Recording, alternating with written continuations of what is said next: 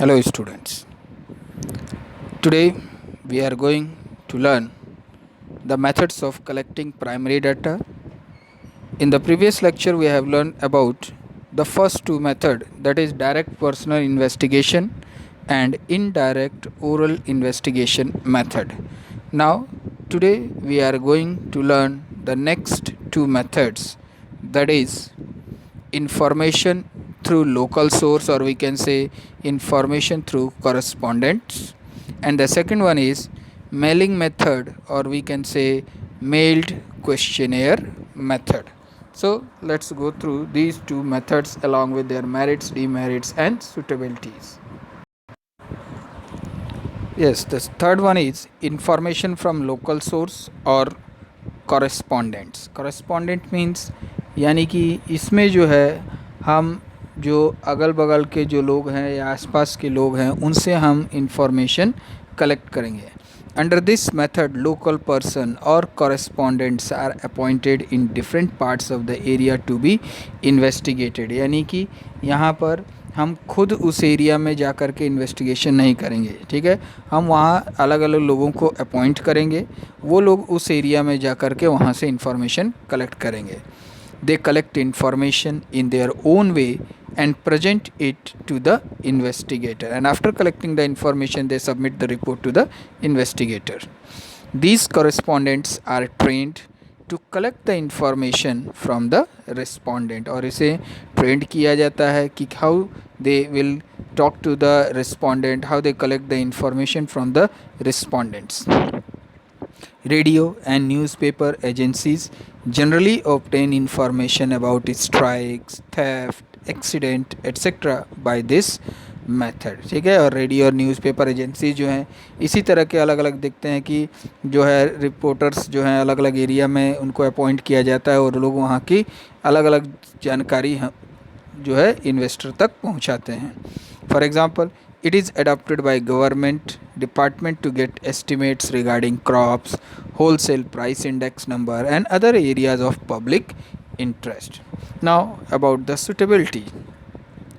This method of data collection is suitable when area of inquiry is large. So it is not possible for the investigator to personally visit in that particular area, in a vast area, and collect all the information. So he appoint the different local persons or correspondent in that particular area, so they will collect the information and provide to the investigator. High degree of accuracy in data is not necessary, और ऐसे area जहाँ पर बहुत ज़्यादा accuracy की ज़रूरत नहीं होती है वहाँ पे इस मेथड को अप्लाई किया जाता है.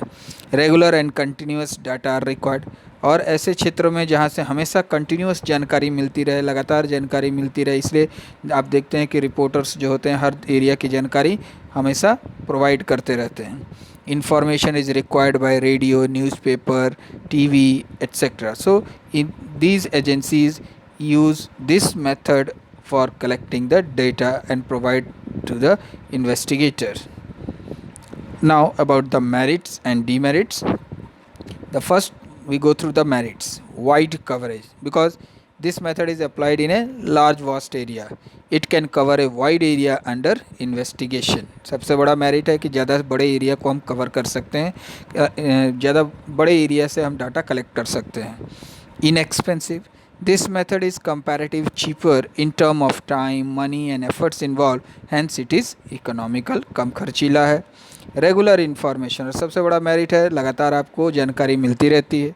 लोकल सोर्सेज और correspondent supply regular information, so continuity remain maintain. Suitable for special purpose. This method is suitable for special investigation, ठीक है.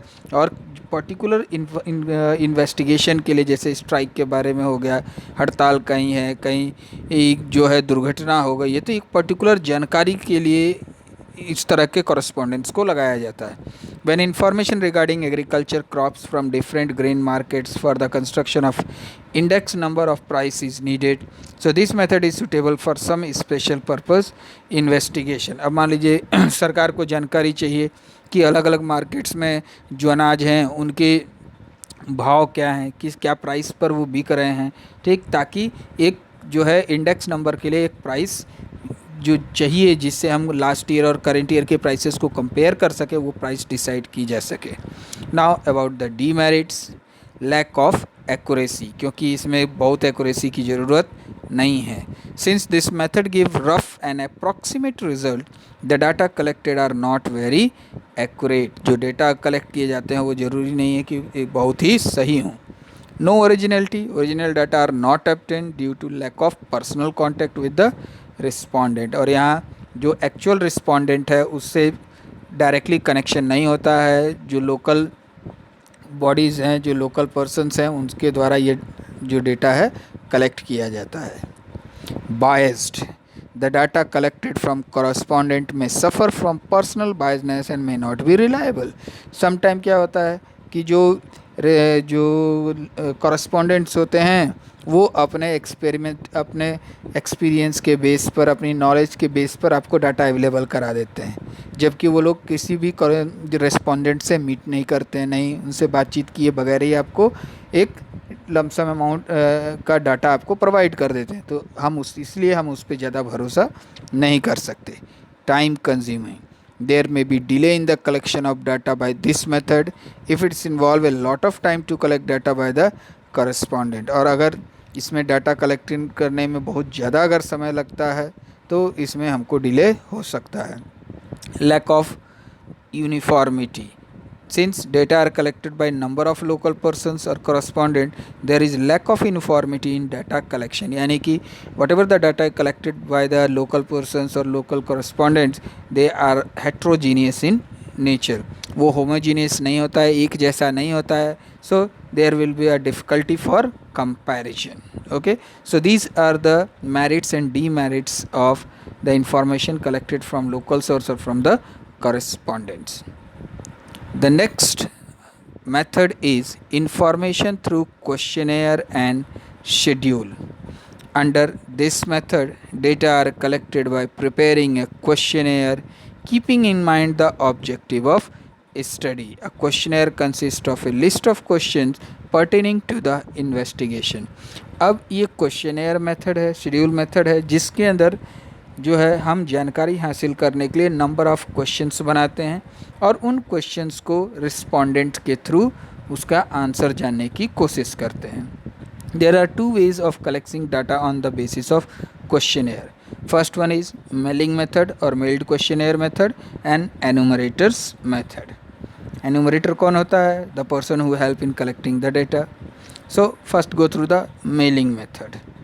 तो meaning, in this method a questionnaire prepared according to the objective of a study is mailed to the informant with the request to answer and return them within a specific time period।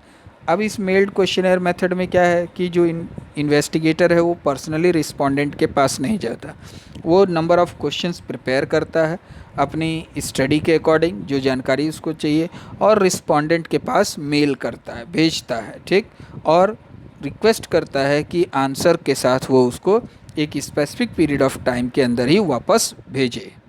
N assurance is given that the answer will be confidential. और ये उसको assure किया जाता है, उसको बताया जाता है कि हम जो है आपके द्वारा दिए गए आंसर्स को किसी को डिस्क्लोज़ नहीं करें, आश्वासन दिया जाता है।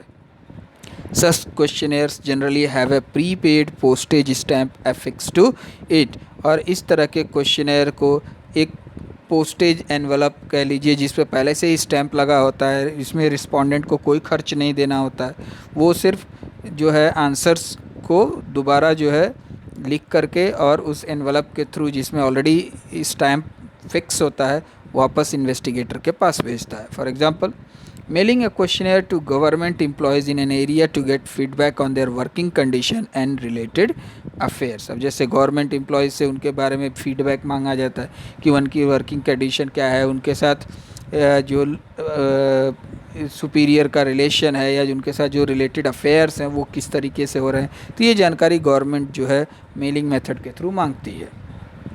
Suitability, this method can be applied when area under investigation is very wide. बहुत दूर दूर तक है, आपको जानकारी हासिल करनी है बहुत बड़े एरिया में। Informant are literate and educated and this method is only successful when the respondent are literate and educated, जिससे आपको जानकारी चाहिए, अगर वो पढ़ा लिखा है तभी वो ये मेथड सूटेबल है। When original first hand data are required, और आपको ओरिजिनल डाटा चाहिए, रॉ डाटा चाहिए ओरिजिनल, तो आप इस मेथड को यूज, क्योंकि आप डायरेक्टली रिस्पोंडेंट से कम्युनिकेट करते हैं। When it is compulsory by law to fill questionnaire, और मान लीजिए जब आपको नियम कहता है कि आप क्वेश्चनेयर मेथड के थ्रू ही आप जानकारी हासिल कर सकते हैं, तभी इस मेथड को उपयोग किया जाता है। Now the merits, first one is economical. This is not an expensive method as mailing cost is less than that of personal visit. It is economical in term of time, money and efforts involved. और क्यों ये economical है, क्यों सस्ता है? क्योंकि आपको physically आपको उस जगह पर जाना नहीं है, आपका समय बचता है, ठीक, और बहुत कम कॉस्ट में जो है आपको सारी जानकारी मिल जाती है। वाइड कवरेज, अब बहुत बड़े एरिया को कवर कर सकते हैं। Lots of information you have collected through this mailing method by capturing a big wide area. Large fields can be studied under this method. This method is convenient when informant are spread over a vast geographical area to be investigated. अब मान लीजिए जो informant है या respondent है वो बहुत दूर दूर अलग अलग एरिया में अलग अलग जगहों पर बिखरा हुआ है, अलग अलग वास्ट एरिया में रह रहा है, तो ऐसे एरिया को कवर करने के लिए, ऐसे एरिया से इंफॉर्मेशन कलेक्ट करने के लिए हम इस मेथड को यूज़ करते हैं।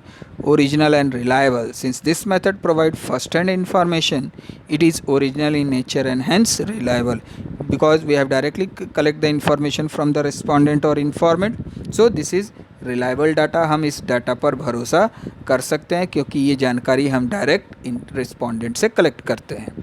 Free from bias, this method is free from bias of the investigator as information is given by informant themselves, और इसमें कोई भी व्यक्ति जो है बायस्ड नहीं होता है, गलत इन्फॉर्मेशन नहीं देता है। क्यों? और इन्वेस्टिगेटर को सही जानकारी मिलती है क्योंकि डायरेक्टली इन्फॉर्मेंट से मिलती है। Now the demerit, lack of interest. Lack of interest among informant limits the use of this method as they may fail to send back the questionnaire or may send it incomplete. अब मान लीजिए बहुत बार क्या होता है कि informant जो है उनको इंटरेस्ट नहीं होता है, कौन लिखे कौन भेजे, तो कभी कभी तो लोग भेजते ही नहीं हैं और कभी कभी थोड़ा बहुत लिख करके इनकम्प्लीट ही भेज देते हैं। Limited use, this method can be put to use only when informants are educated so that they return the questionnaire duly read, understood and answered. और ये लिमिटेड यूज है क्योंकि अगर इंफॉर्मेंट पढ़ा लिखा होगा तभी वो क्वेश्चनेयर पढ़ेगा, आंसर लिखेगा और आप तक भेजेगा। अगर वो इलिटरेट है, अनएजुकेटेड है, तो उसके लिए इस मेथड का कोई यूज नहीं है। Biased, if the informant are biased while filling the questionnaire then information would be biased and inaccurate. अगर मान लीजिए इन्फॉर्मेंट जो है वो बायस्ड है, वो अपने एक्सपीरियंस के बेस पर कुछ भी लिख दे रहा है, बस एक फॉर्मेलिटी पूरा कर दे रहा है, तो उस केस में whatever the information collected by the investigator they are not accurate and it will lead to misleading conclusion. Lack of accuracy, informants may misinterpret or may not understand the question properly, so there is possibility of getting wrong result. अब मान लीजिए बहुत बार इंफॉर्मेंट जो होता है वो आपके question को नहीं समझ पाता है, गलत आंसर दे देता है, तो इसके चलते आप जो कंक्लूजन ड्रॉ करेंगे वो उसका रिजल्ट गलत हो सकता है। Inflexible, since question cannot be altered according to the suitability of informant, this method is not flexible, this hinder getting accurate information. अब मान लीजिए क्वेश्चन को आप चेंज नहीं कर सकते, बदल नहीं सकते हैं अकॉर्डिंग टू द इन्फॉर्मेंट, तो उसकी सुविधा के अकॉर्डिंग, ठीक है, तो इसलिए ये फ्लेक्सिबल नहीं है और ये एक प्रॉब्लम क्रिएट करता है एक्यूरेट इन्फॉर्मेशन कैलकुलेट करने के लिए, कलेक्ट करने के लिए। So these are the different merits and demerits of the method information through questionnaire.